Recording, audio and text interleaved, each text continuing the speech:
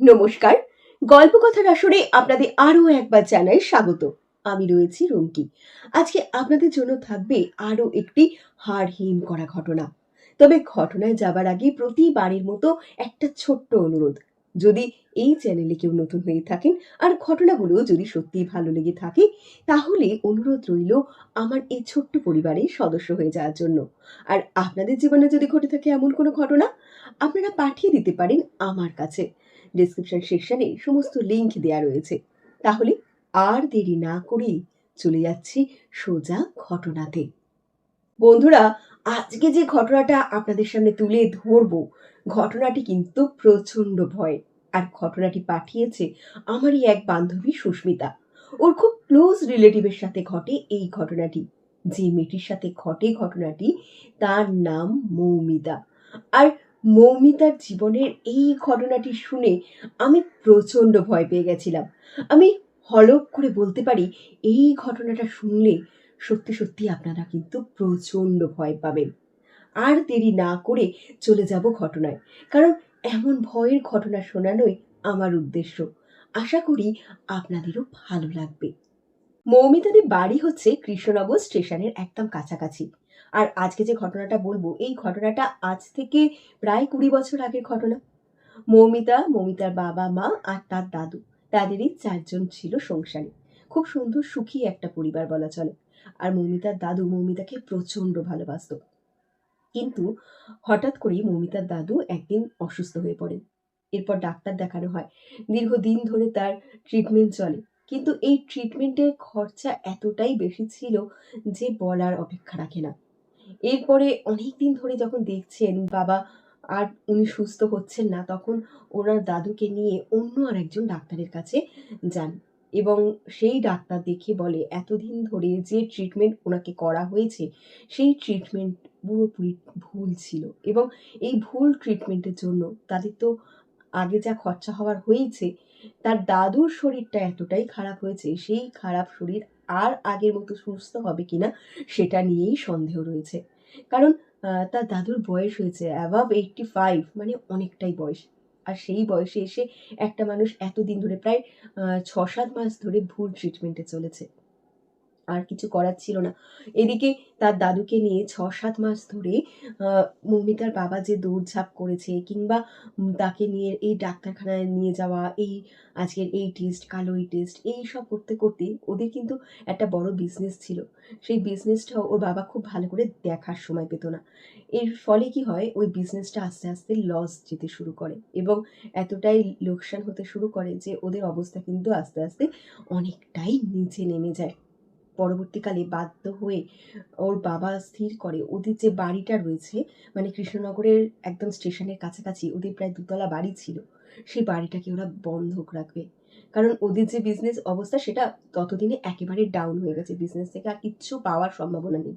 এবার বিজনেসটাকে তোলার জন্য কিংবা ওর দাদুর পিছনে যে খরচা হচ্ছে, সেটা তার জন্য মানে সাফিসিয়েন্ট টাকা তাদের কাছে ছিল না।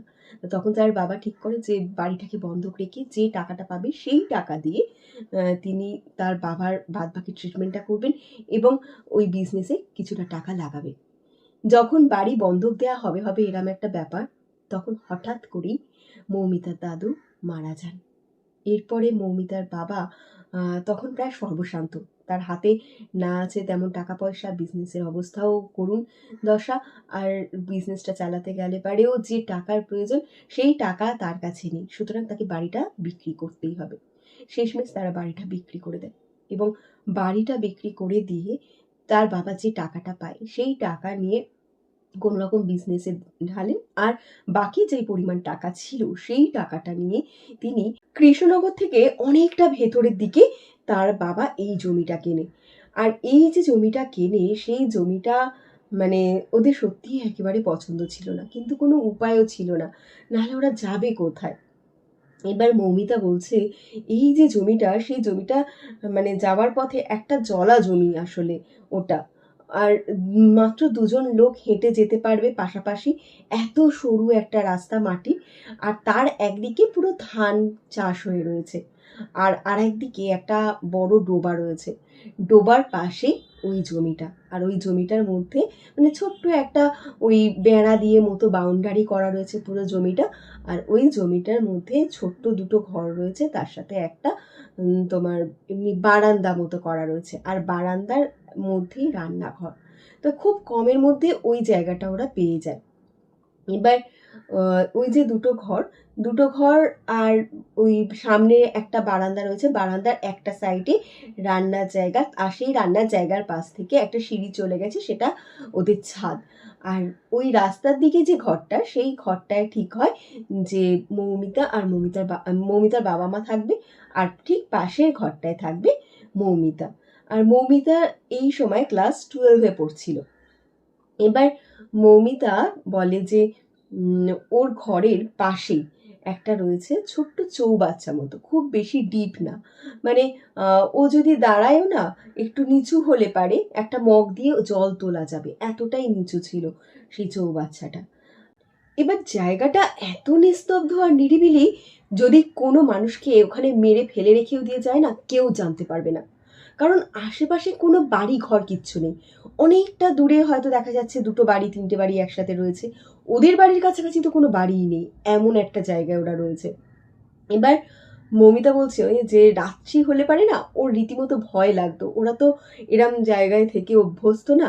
আর এই বাড়িটা এত ফাঁকা ফাঁকা একটা জায়গায়, আর ধান ক্ষেতের মধ্যে দিয়ে যদি হাওয়াও দিত না, সে হাওয়ার একটা শশা শব্দ যেন ওদের ঘরে ভেসে আসতো, এতটাই নিস্তব্ধ ওই জায়গাটা ছিল। তো মৌমিতা যেহেতু তখন ক্লাস 12-এ পড়ছে, আর ওর সামনেই উচ্চ মাধ্যমিক পরীক্ষা, ও প্রায় রাত জেগেই পড়াশোনা করতো। আর ওর বাবা মা পাশের ঘরে শুয়ে থাকতো। তা ওর বাবা মা বলেই রেখেছিল যে যদি কোনো অসুবিধা হয় তাহলে যেন নক করে, কারণ ভেতর থেকে দরজা লক করা থাকতো, ওইরকম ফাঁকা জায়গা তো, ওরা দরজা খুলে রাখার সাহস পেত না। যদিও বাইরে বারান্দাতে একটা গ্রিল দেয়া রয়েছে, কিন্তু সেই গ্রিলের ভরসাই বা কি আছে, ওরাও নিজেরা বেশ একটু ভয় ভয় থাকতো, কারণ ভীষণ আনসেফ একটা জায়গায় এসে না, বলছি এইরকম জায়গা যে ওদের ওখানে কেউ যদি মেরে ফেলে রেখেও দিয়ে যায়, কেউ কিন্তু কিচ্ছু করতে পারবে না, এমন একটা পরিস্থিতিতে ওরা থাকতো। তা এরমভাবে বেশ কয়েকদিন চলে গেছে। আস্তে আস্তে ওই জায়গাটা ওদের নিজেদেরও প্রথম প্রথম অসুবিধা হয়েছে থাকতে। প্রথম প্রথম মৌমিতা ওর বাবা মায়ের সাথেই শুতো, কিন্তু পড়াশোনার অসুবিধা হচ্ছে, রাত জেগে পড়তে পারে না। ওর বাবা সারাদিন পরিশ্রম করে এসে রাত্রিবেলা ঘরে শোবে, ও যদি আলো জ্বালিয়ে পড়ে তাহলে তো আরও অসুবিধা। তা বাধ্য হয়ে ও বলে না, তাহলে আমি আমার ঘরেতেই শোবো, ওখানে আমার পড়াশোনা করতে সুবিধা হবে। এই বলে ও কিন্তু ঘরটাকে শিফট করে নেয়, মানে নিজে শিফট হয়ে যায় ওই ঘরেতে। এইবার কি হয়েছে, একদিন হঠাৎ করে রাত্রিবেলা ও পড়ছে, তখন ঘড়িতে বড়জোর রাত্রির 1:30 কি 1:45 হবে। এবার রাত্রির 1:30 1:45 মানে বুঝতেই পারছেন যে ওই জায়গাটা কতটা নিস্তব্ধ হতে পারে, মানে একটা যদি পিনও পড়ে সেই আওয়াজও পাওয়া যাবে। তা সেই সময় যখন মৌমিতা পড়ছে, হঠাৎ ওর কানে না ভেসে আসে কেউ যেন পাতকুয়া থেকে নয় জল তুলছে, আর নাহলে জলের মধ্যে কিছু একটা মারছে। যেমন যদি জলের মধ্যে এরকম ভাবে চড় মারা যায় বা এরম ভাবে যদি মারা হয়, তাহলে যেমন ছপাক ছপাক করে একটা আওয়াজ হয় না, ঠিক ওরম একটা সাউন্ড ওখান থেকে ভেসে আসছে। এবার এই সাউন্ডটা শুনে মৌমিতা প্রথমে ভয় পেয়ে যায়। ও ভাবে এত রাত্রিবেলা কে এসে এই কুয়া থেকে জল তুলবে, কারণ ওখানে সবার বাড়িতেই মোটামুটি কুয়া রয়েছে, নাহলে পুকুর রয়েছে। হঠাৎ কেই বা এলো ওদের ওই ভেতরে। আর ওদের বাড়িটা তো পুরোটা একটা ওই ছোট্ট মতো ওই বেড়া দিয়ে ব্যারিকেড মতো করা।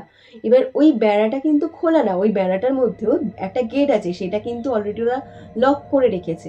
যদি কেউ গেট মানে খুলে আসে বা বেড়া যদি ডিঙিয়েও আসে, তাহলে তো একটা আওয়াজ হবে বেড়ার, কিন্তু কোনো আওয়াজ হয়নি। বেড়া মানে ওই কঞ্চি টঞ্চি দিয়ে এরকম ভাবে যে বেড়া দেওয়া হয়, ওইরকম একটা বেড়া বাসে। তাহলে বুঝতেই পারছেন ওগুলোতে তো একটু কচমচ করে আওয়াজও হয়, তা সেইরকম আওয়াজও ওই গেট খুললে ওই আওয়াজ কিন্তু ওদের হয়নি। তখন মৌমিতা ভাবছে এই রাত্রিবেলা তাহলে ঢুকলো কে, ছোট্ট ঢুকলো নাকি, ওর প্রথমে এটাই সন্দেহ হয়। তা ও যখন আস্তে করে জানলাটা খুলে ওর ঘরে, প্রথমে ওর যেদিকে চোখ পড়ে, আকাশে এত সুন্দর পূর্ণিমার আলো পুরো চারদিকে আলোয় আলোকিত হয়ে রয়েছে। একপাশে যে ধান ক্ষেত রয়েছে ওর উপর যখন চাঁদের আলো পড়েছে আর বেশ ঠান্ডা ঠান্ডা হাওয়া যখন দিচ্ছে, অপূর্ব একটা দৃশ্য ওর যেন চোখে ভেসে ওঠে। এরকম প্রাকৃতিক দৃশ্য যবে থেকে ওরা এই বাড়িতে এসেছে খালি খারাপই দেখে গেছে বাড়িটার মধ্যে। এটা ভালো না, ওটা ভালো না। যে পরিবেশে ছিল স্বাভাবিক, সেই পরিবেশের থেকে এই পরিবেশ তো অনেকটাই আলাদা। কোথায় একেবারে সেই কৃষ্ণনগর স্টেশনের কাছাকাছি একটা জমজমাট পরিবেশ, আর সেখান থেকে এরকম একটা নিরিবিলি পরিবেশ। তা স্বাভাবিক, দুটো পরিবেশ তো একেবারেই আলাদা। তা সেই জন্য ওদের একেবারেই ভালো লাগছিল না। কিন্তু এই চাঁদের আলোটা যখন ও দেখে, এই প্রাকৃতিক অপূর্ব সুন্দর যে রূপ প্রকৃতির, সেটা দেখে না ও মুগ্ধ হয়ে যায়। আর ওর বাড়ির সামনে যে মাটির প্রলেপ দেওয়া উঠোনটা রয়েছে না, সেটা যেন আরো সাদা চকচক করছে। মানে মনে হচ্ছে, মৌমিতা বলছে একদম মনে হচ্ছে যেন রূপালি রং হয়ে রয়েছে সেই উঠোনটা। তো ও না ওইগুলো দেখতেই ব্যস্ত ছিল। ও বলছে আমি না মুগ্ধ হয়ে তাকাচ্ছি যে এত সুন্দর এই জায়গাটা। তা হঠাৎ ওর তখন মনে পড়ে, আরে আমি যে জন্য জানলাটা খুলেছিলাম, পাতকুয়ার কাছে কি আছে সেটা তো দেখা দরকার বলে ও যখন পাতকুয়ার দিকে তাকায়, মানে ওর জানলা থেকে না পাতকুয়াটা কিন্তু এরম ভাবে দেখা যেত না, যেটা জানলা খুললে পারে ধান ক্ষেতটা দেখা যেত। কারণ ধান ক্ষেতটা না অনেকটা বিস্তৃত জায়গায়। এবার ওই পাশের কুয়াটা দেখতে হলে ওকে রীতিমতো এরম ভাবে জানলার দিকে ঝুঁকে পড়ে তারপর এরম ভাবে তাকাতে হবে। এবার ও যখন রীতিমতো জানলার দিকে এরম ভাবে ঝুঁকে পড়েছে, পড়ে যখন এরম ভাবে তাকাচ্ছে, ও দেখে বলছে, রুমকি আমার সারা গা যেন হিম হয়ে গেছে। দেখছি একটা বউ বসে রয়েছে, যার লম্বা খোলা চুল। সে যে বসে রয়েছে কুয়ার পুরো বেডটার উপরে বসে রয়েছে, এরকম ভাবে যে কুয়ার বেড়িটা মতো রয়েছে না, মানে উপরে যে এরম, মানে একদম উপরে যে এরম চাতাল মতো যেটা রয়েছে কুয়ার, ঠিক ওইখানটায় বসে রয়েছে। তার পা কুয়ার ভেতরের দিকে, আর তার লম্বা যে চুলটা সেটা প্রায় কুয়ার নিচ অব্দি, মানে পিছন দিক দিয়ে দেখা যাচ্ছে নিচ অব্দি ঝুলছে তার ওই লম্বা চুল। আর তার পরনে একটা শাড়ি, মানে না সাদা না ময়লা, একটা মনে হচ্ছে যেন লাল পেড়ে একটা শাড়ি পরে বসে রয়েছে। সব থেকে ভয়ের, তার যে হাতটা রয়েছে, সেই হাতটা মনে হচ্ছে চারটে হাড় জোড়া করলে পারে যতটা সরু হবে, সরু সরু হাড়, মানে এইরাম দুটো হাড় আর এরাম দুটো হাড় সরু, মোটামুটি এইরাম সরু, এইরাম সরু সরু মনে হচ্ছে ফিন ফিন করছে একটা হাড় মতো, কঙ্কালের যে হাড় হয় না, ওরকম হাড় মতো তার হাত। সে বসে রয়েছে ওই কুয়াটার উপরে। এরপর সে যখন আস্তে করে ওর মুখের দিকে তাকায় মৌমিতা, বলছে কি বিভৎস তার চেহারা। মনে হচ্ছে মুখটা পুরো পোড়ানো ঝলসানো, মুখ থেকে মনে হচ্ছে এর চামড়াগুলো যেন উঠে উঠে রয়েছে।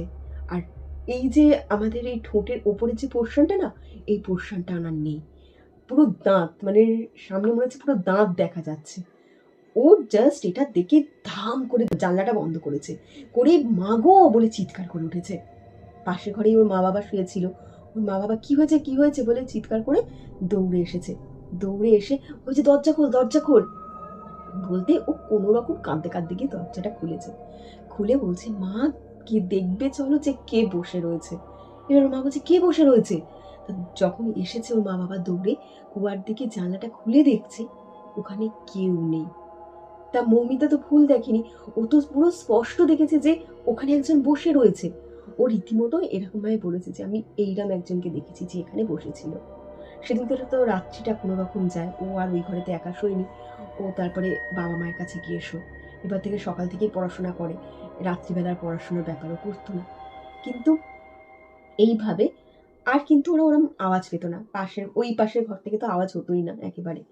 তাই এই করে না অনেকটা দিন চলে যায়। এবার পরীক্ষার একেবারে কিন্তু কাছাকাছি চলে এসেছে। মৌমিতা বুঝতে পারে এবার একটু রাত জেগে না পড়লে হবে না। তাই এতদিন হয়ে গেছে বাড়িতে আর কোনো অসুবিধা নেই। ও ভাবছে যে তাহলে বাড়িতে আর কিছু না, ওটা হয়তো মানে কি দেখেছে, কিন্তু এতটা ভুল তো দেখেনি। ওর মা বাবাকেও বলেছে, ওর মা বাবা না কথাটাকে অতটাও ঠিকঠাক মতো গুরুত্ব দিয়েছে কি দেয়নি ঠিক জানি না, কিন্তু সেই নিয়ে ওরা কিন্তু আর বেশি কিছু এগায়নি। এবার লাস্টে কি করেছে, মৌমিতা বাধ্য হয়ে ওর বাবা মায়ের সাথে কথা বলে যে আর কয়েকদিন মাত্র হাতে গোনা, এই 5-7 দিন রয়েছে পরীক্ষার, আমি ওই ঘরেতেই থাকছি আর ওখানে আমি পড়াশোনা করবো, না হলে আমার খুব অসুবিধা হচ্ছে এরমভাবে না রাত্রিবেলা পড়লে পারে। সকালবেলা ঘুম থেকে উঠতে অনেকটা দেরি হয়ে যায়, সকালে যতই রাত্রিবেলা তাড়াতাড়ি শুক না কেন, সকালে কিছুতেই সে তাড়াতাড়ি আর উঠতে পারে না। তা ও বলে আমি রাত জেগে পড়ে অভ্যাস, আমাকে প্লিজ আমাকে রাত্রিবেলাটা পড়তে দাও, আর আমার কোনো অসুবিধা হবে না, আমি ওই ঘরে যাচ্ছি। তখন মৌমিতার মা বলে যে তুই একটা কাজ কর, তুই আমার এখানেই থাক, তোর বাবা বরং ওই ঘরেতে গিয়ে শু। তা মৌমিতার বাবাও সেটা বলে যে আমি ওই ঘরেতে গিয়ে শুই, তোর তাহলে ভয় লাগবে না, তুই মায়ের কাছে এখানে পড়। তো মৌমিতা বলে না, আমার একটু ফাঁকা ঘর হলে সুবিধা হয়, রাত্রিবেলা আমি হেঁটে চলে পড়াশোনা করি, ওরমভাবে সারা রাত মাও জেগে থাকবে আলোতে, আমার কোনো অসুবিধা হবে না, তোমরা চিন্তা করো না, আমি ঠিক থাকবো। পরীক্ষা হাতে গোনা মাত্র কয়েকদিন আছে, মৌমিতা নিজের ঘরেতে শিফট করে যায়। তা এর মধ্যে ৩-৪ দিন দিব্যি কেটে গেছে, বাইরে কোনো আওয়াজ পায়নি, কেউ আছে বলে ওর একবারও মনে হয়নি, ও একেবারে নিশ্চিন্তে ওখানে পড়াশোনা করছে। তা হঠাৎ করে সেদিনকে মৌমিতার মা মৌমিতাকে বলে যে মনা, আজকের আমি তোর সাথে শোবো। তো তখন মৌমিতা বলে, তুমি আমার সাথে হঠাৎ করে আজকে কেন শোবে মা? তুমি আমার সাথে থাকলে পারে তোমার তো ঘুম হবে না, আমি আলো জ্বালিয়ে পড়ি অত রাত অবধি, তুমি শোবে কি করে? তা তখন ওর মা বলে, না রে, আজকে না আমার খালি মনে হচ্ছে যে তোর কাছে যদি থাকি তাহলে আমার বেশ ভালো লাগতো, তোর অসুবিধা নেই তো এমনি আমি শুলে পারি। তা মৌমিতা এসে বলেছে, আরে না না, আমার অসুবিধা হবে কেন, তুমি আমার কাছে শোবে, কিন্তু আমি তোমার কথা ভেবেই বলেছিলাম, আমার কোনো অসুবিধা নেই। সেদিনকে রাত্রিবেলা মৌমিতার মা মৌমিতার সাথে ওই ঘরেতেই থাকে। মৌমিতার মা রাত্রিবেলা শুয়ে পড়ে, অনেকটা রাত হয়েছে, মৌমিতাও পড়াশোনা করছে। তা পড়াশোনা করতে করতে ওর হঠাৎ মনে হয় ওর জানলার ওখানে যেন একটা খচ খচ করে আওয়াজ হচ্ছে, যেমন কেউ একটা শুকনো পাতার উপর দিয়ে বা শুকনো কোনো জিনিসের উপর থেকে হেঁটে গেলে যেমন একটা খস খস করে আওয়াজ হয় না, ঠিক কোনো একটা খসখসে আওয়াজ হচ্ছে। তাও ভাবছি এই রাত্রিবেলা আবার কে হাঁটাচলা করছে বারান্দা দিয়ে। তখনও ভাবে একবার জানলাটা খুলে দেখবো কি, যদি জানলা খুলি আবার সেই জিনিস দেখতে হবে না তো, মানে সে মহিলা ছিল না, কেউ তো একজন ছিল যাকে সে দেখেছিল, তাকে আবার দেখতে পাবো না তো। আবার পর মুহূর্তে মৌমিতার মনে হচ্ছে, দোষ, আমি এসব কেন ভাবছি, তাহলে তো এতদিনে মা বাবাও দেখতে পেত, মাঝখানে তো প্রায় এতগুলো দিন হয়ে গেছে, কেউ তো দেখতে পায়নি তাকে, তাহলে আমি আবার কেন দেখতে পাবো, এটা আমার নিশ্চয়ই কোনো ভুল ধারণা হবে। এই বলে মৌমিতা নিজের মতো আবার পড়াশোনা করতে লেগেছে। করতে করতে অনেকটা রাত হয়ে গেছে, আবার না সেই খস খস করে আওয়াজটা হচ্ছে বেশ কিছুক্ষণ পরে, এর মাঝখানে কিন্তু হচ্ছিল না আওয়াজটা। তখন মৌমিতা ভাবে যে নিশ্চয়ই কোনো ছাগল টাগল ঢুকে গেছে বেড়ার ফাঁক থেকে, সেই হয়তো এরা হেঁটে চলে বেড়াচ্ছে রাত্রিবেলা, কারণ ওখানে তো প্রায় সময় অনেক লোকের বাড়িতেই ছাগল টাগল রয়েছে, এদিক ওদিক ঘুরে ঘুরে বেড়ায়, হয়তো তাদের মধ্যেই হয়তো কেউ একজন ঢুকে গেছে।